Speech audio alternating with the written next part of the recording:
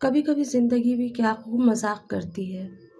किसी को इतना दे देती है कि वो लेते लेते नहीं थकता और कोई झोली फैलाए खड़ा रहता है, पर उसे कोई ऊपर वाला देने का सोचता ही नहीं। ये भी पता नहीं क्या बेहतरी है उसकी, जो वो ये सारी चीज़ें सोचता है। कुछ तो बेहतर होता है, लेकिन बस इंसान जो होता है ना, वो लालची भर रहता है।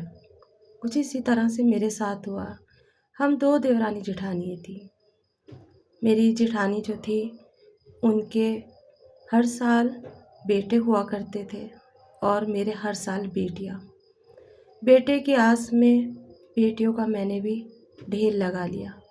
सबको यही कहते सुना था, बेटियां के जबकि हुजूर का सलाम है, लेकिन हर कोई मुझे यही कहता था कि बेटे के आस में बेटियों का ढेर लगा लिया।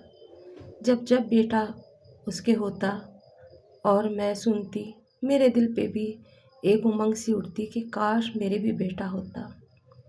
हस्बैंड से कहती तो वो भी यही कहते, और मेरे हस्बैंड को भी बेटी की तमन्ना थी, क्योंकि बड़े भाई के यहाँ पे तय लड़के हो रहे थे और हमारे यहाँ पे लड़कियों पे लड़कियाँ हो रही थी। इसीलिए कहीं ना कहीं आदमी का भी दिल दिमाग ऐसे ही हो जाता है। ऊपर से मेरे हस्बैंड ना कर सकते, उन्हें कोई काम की आदत ही नहीं थी। जैसे जैसे बेटियाँ हो रही थी, कोई बाप होता तो वो काम काज पे ज़्यादा ध्यान देता, और मेरे हस्बैंड ने काम के ऊपर से तवज्जो ही छोड़ दी। उनका एक ही कहना था कि किसके लिए कमाऊं, बेटा तो है नहीं, बेटियां हैं, ये तो एक दिन अपने घर चली जाएंगी। उन्हें एक बहाना मिल गया था ना कमाने का। शुरू से ही उनके अंदर ना कर सकी का आदत थी, या ये समझिए हुनर था उनके अंदर। शादी हमारी लव मैरिज हुई थी, इसीलिए मैं किसी से कुछ कह भी नहीं सकती थी। हमेशा की तरह चुप ही रहना मेरे लिए लिखा था, और वही उसी में मेरी बेहतराई थी, क्योंकि ये मैंने अपनी तरफ से अपना फैसला लिया था। शायद ये माँ बाप का दिल दुखाने की सज़ा थी, या क्या था मैं नहीं जानती। मुझे तो ये एक सज़ा ही लगती थी। शादी के 1 साल बाद ही मैंने एक बेटी को जन्म दिया। फिर अब 2 साल के बाद फिर एक बेटी हो गई। ऐसे करते करते 5 बेटियां हुई। इस बीच में मेरे ऊपर क्या नहीं गुजरा, मैं ही जानती हूँ। उनके यहाँ पे 5 बेटे थे और मेरे पास 5 बेटियाँ। ना तो ख़ानदान में इज्जत थी और ना ही घर के अंदर। हर कोई यही कहता था, बेटियों का ढेर लगा दिया। छोटी छोटी बच्चियाँ थी, खाने को रहता नहीं था। जैसे तैसे मैं खर्चा पूरा करती, अपने पापा से कहती और पापा मुझे पैसे भेजते। जैसे तैसे करके मैं अपने घर को चला ही रही थी। कभी किसी के कपड़े आ जाते तो वो सी देती, किसी का स्वेटर आता तो वो बुन देती। गांव का माहौल तो आपको पता ही होता है कैसा होता है। गांव में कोई काम ही नहीं होता सिवाय बातें करने के।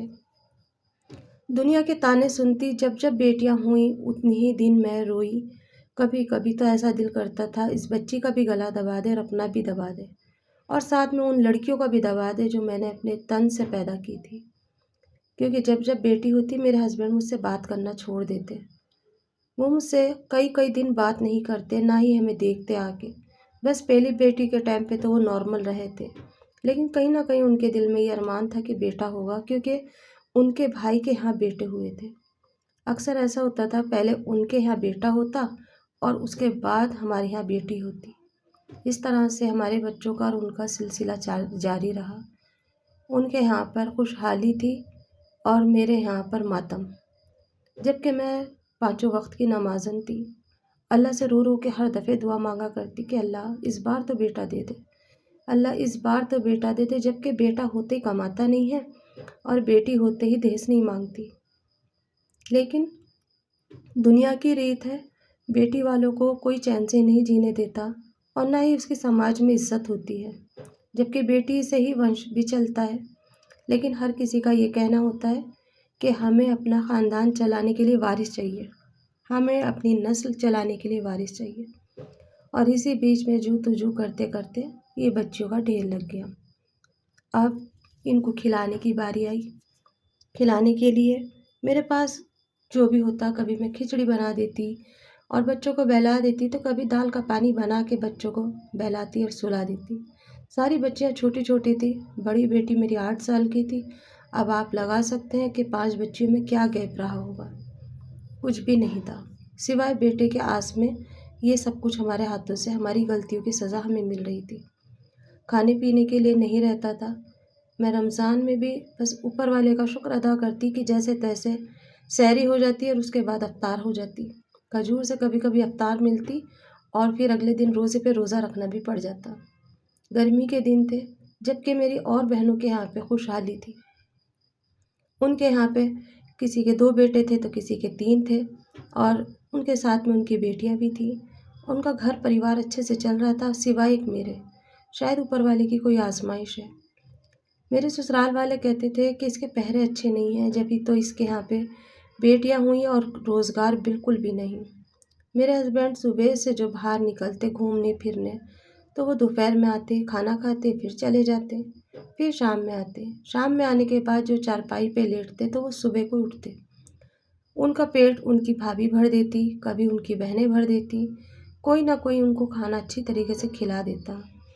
चाय वगैरह वो मेरे यहाँ पर जाके मेरे मैके में पी आते, क्योंकि पीहर पास का ही था तो इसीलिए कोई परेशानी ही नहीं थी। अगर कभी उनके दिल में आता तो वो कुछ मुझे ला के दे देते जिससे मैं पका लेती। इस तरह से ज़िंदगी हमारी बद से बदतर थी। ना हमें ईद का पता था, ना बकरीद की खुशी थी। बस ये त्योहार हमारे लिए जब जब आते अज़ाब बन जाते, क्योंकि बच्चे मेरी बोटियाँ नोचते और कहते कि हमें कपड़े चाहिए, अम्मी हमें कपड़े चाहिए। सबके पास कपड़े, हमें कपड़े, चूड़ी, चप्पल सब चाहिए। लेकिन मैं क्या करती? मैं मुँह देखा करती और ये सोचती कि अब मैं क्या करूँ? हस्बैंड से कहती तो वो नाराज़ हो जाते, ज़्यादा बोलती तो पिटाई हो जाती और गुस्से में वो घर से मुझे धक्का दे देते और सारे बच्चों को बाहर निकाल देते। सास ससुर थे नहीं, देवरानी जेठानी का आपको पता ही कैसा होता है। जेठानी के सामने मैं नीचा नहीं होना चाहती थी, इसीलिए घर की इज़्ज़त को दबा के रखने में ही बेहतरी समझती थी। और इस तरह से ज़िंदगी मेरी चली रही थी कि अचानक से ऊपर वाले ने एक दिन फिर से करम करा। इस बार तो सबने ही दावे बांध दिए थे कि 5 लड़की के बाद में फिर बेटी होगी। मैं डर तो रही थी बहुत और ये भी समझ रही थी कि अगर मैं इतने सारे बच्चे पैदा कर लूँगी तो इनका होगा क्या? पर बेटे की आस ने मुझे परेशान कर रखा था। मोहल्ले में भी अगर मैं किसी का सुन लेती बेटा हुआ है, तो मेरे दिल में यही होता कि काश मुझे भी हो जाता।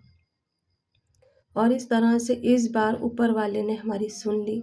रातों को नमाज़ पढ़ी, जिसने जो बताया वैसे करा और बस ऊपर वाले की इबादत करती रही और भूखे पेट जैसे भी होता करती। लेकिन इस बार ऊपर वाले को मुझ पर रहम आया और उसने मुझे बेटे से नवाजा।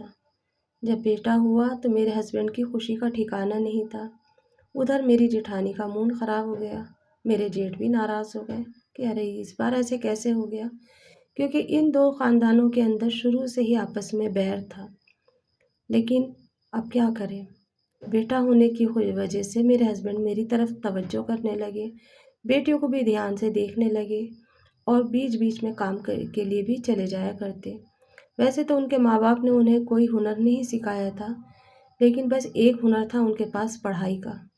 उन्होंने कुछ बच्चे ट्यूशन के लगाए, कुछ स्कूल में बात करी कि प्राइवेट जॉब कर लूँगा और इस तरह से मेरे हस्बैंड प्राइवेट जॉब करने लगे। अब आपको तो पता ही प्राइवेट जॉब में क्या मिलता है, अब वो भी गाँव का मामला था। फिर भी उनकी पढ़ाई को देखते हुए वहाँ के टीचरों ने उन्हें रख लिया और सही से मतलब इतनी आमदनी नहीं थी, लेकिन फिर भी हमारा गुज़र बसर थोड़ी बहुत सही होने लगी। मैं बच्चे गोद में रख के कपड़े रात और दिन सिया करती थी। जितना मुझसे होता सीती। मैंने अब मशीन के अंदर मोटर भी लगा लिया था ताकि मैं ज़्यादा से ज़्यादा कपड़े सियूँ और ईद के टाइम पे तो मुझे बिल्कुल होश नहीं मिलता। और जैसे-जैसे कपड़ों के अंदर से कपड़े बच जाते हैं, अक्सर सिलाई के कपड़ों में से कपड़े बचते ही हैं, तो उन 2-3 कपड़ों को मिला करके टुकड़ों को मिला करके मैं अपनी एक बच्ची का सूट बना देती, किसी का फ्रॉक बना देती तो किसी का झबला।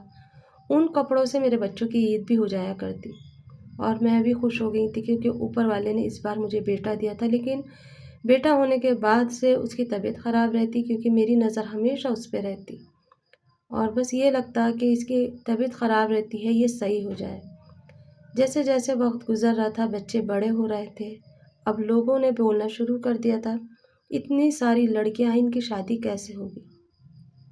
जबकि ऊपर वाला है ना बेटियों की किस्मत से खुद ब खुद मदद कर देता है। बेटियाँ दिखने वाले में बहुत अच्छी थी, रिश्ते आने लगे लेकिन मैं कहाँ से शादी करती, क्योंकि मेरे पास ना तो उनको देने के लिए दान-दहेज था और ना ही मेरे पास इतना हिसाब था कि मैं बारातियों को खाना खिलाऊँ, मैं अच्छे से शादी करूँ। मैं जो भी रिश्ता आता मैं सिर्फ़ उनसे एक ही चीज़ कहती थी कि मेरे पास सिर्फ़ बेटियाँ हैं और तुम बेटी को अपना दुपट्टा उठा कर के ले जाना, शादी-शुदा निकाह करना, 2 या 3 जन आ जाना, मैं उससे ज़्यादा कुछ नहीं कर सकती। ना ही मेरे पास दहेज है, ना ही मेरे पास कोई और चीज़ है।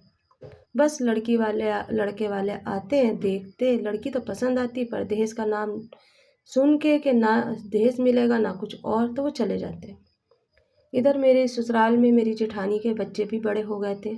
सबने कहना शुरू कर दिया, "एक काम करो, 2 लड़कियों को तुम ले लो।" तो कहने लगी, "ना, ना, इसकी माँ के तो खुद इतनी लड़कियाँ हुई हैं, मैं लड़कियों को लेके क्या करूँगी? कहीं इसने मेरे यहाँ पे ढेर लगा दिया तो?" ये बात जब-जब मैं सुनती मेरा दिल, समझ मानिए मेरा दिल उस टाइम पे ऐसा लगता जैसे किसी ने मुट्ठी में भींच दिया। चुप हो जाती और अपनी किस्मत को कोसती, उस वक़्त को कोसती जिस वक़्त मैंने ये गलत फ़ैसला लिया था। ऊपर वाले के यहाँ पर कहते हैं देर है अंधेर नहीं है। मेरी बेटियों के 2 बेटियों के रिश्ते ऐसे आए और एक ही घर से आए जहाँ पर मैंने अपनी दोनों बेटियों का सादा निकाह करके और उन्हें रुखसत कर दिया। लेकिन मेरे हालात अभी भी नहीं सुधरे थे, अभी मेरे पास 3 बच्चियाँ थी। इससे आगे का व्लॉग कल को मिलेगा आपको।